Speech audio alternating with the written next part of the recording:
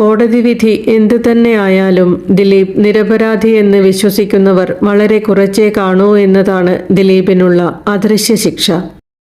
അതയാളുടെ ജീവിതകാലം മുഴുവൻ നീണ്ടു നിൽക്കുകയും ചെയ്യും.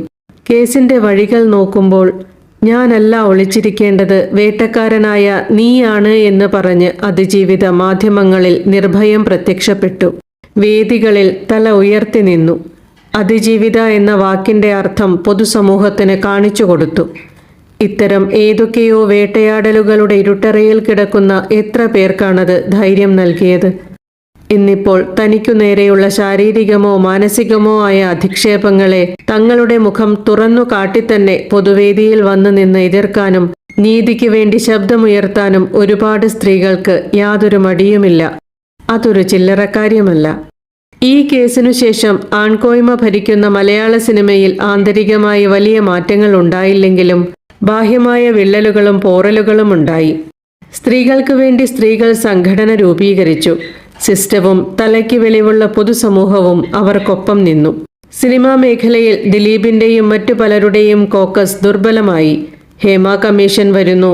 സ്ത്രീകളോട് ഒരു തൊഴിലിടം എന്ന രീതിയിൽ സിനിമാ മേഖല പുലർത്തിയ തരം താഴ്ന്ന രീതികളും വൈകല്യങ്ങളും അനീതികളും പൊതുസമൂഹം അറിയുന്നു. പല പ്രമുഖരുടെയും മാന്യതയുടെ മുഖംമൂടികൾ അഴിഞ്ഞു വീഴുന്നു. അവർ സൈബർ ഓഡിറ്റിങ്ങിന് വിധേയമാകുന്നു. അങ്ങനെ നോക്കിയാൽ ഈ കേസ് സിനിമാ മേഖല എന്ന തൊഴിലിടത്തിലും സമൂഹത്തിലും കൊണ്ടുവന്ന മാറ്റങ്ങൾ നിരവധിയാണ്. പിന്നിൽ വരുന്നവർ ഇരുട്ടിൽ അകപ്പെടാതിരിക്കാൻ നാട്ടിയ വഴിവിളക്ക് എന്ന് ഈ കേസിനെ നിസ്സംശയം പറയാം. അത് പരോക്ഷ വിജയം തന്നെയാണ്. പ്രത്യക്ഷ വിജയത്തിലേക്ക് നടക്കാൻ നീതിയുടെ വഴിക്ക് ഇനിയും നീളമുണ്ട് താനും. ജനങ്ങളുടെ മനസാക്ഷി കോടതിയിൽ കുറ്റമുക്തനാകാത്തിടത്തോളം കാലം ദിലീപിന് തന്റെ എന്ത് നീക്കത്തിനും പൊതുസമൂഹത്തിന്റെ സൈബർ ആക്രമണത്തെ പ്രതിരോധിച്ചു കൊണ്ടേയിരിക്കേണ്ടി വരും. സോഷ്യൽ മീഡിയ വായിക്കുന്ന ഗുണ്ടകളുണ്ടെങ്കിൽ അവർ അറിയേണ്ട ഒരു കാര്യം: തന്നെ ഏണിയേൽപ്പിച്ചവൻ ഏതു വഴിക്കും ഏത് വിധേനയും ഊരിപ്പോവും. അവർക്ക് വേണ്ടി പണിയെടുത്തവൻ ജീവിതം നായ നക്കി ജയിലിലുമാകും എന്നതാണ്. അതൊക്കെ ഓർക്കാനും തിരിച്ചറിയാനും കഴിയുന്നവൻ ഇമ്മാതിരി പണിക്ക് പോകില്ല എന്നത് വേറൊരു വശം.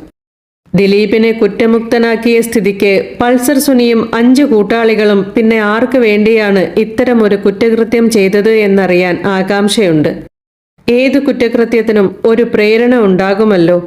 ഇതല്ലെങ്കിൽ പിന്നെ ആ പ്രേരണ എന്താണാവോ?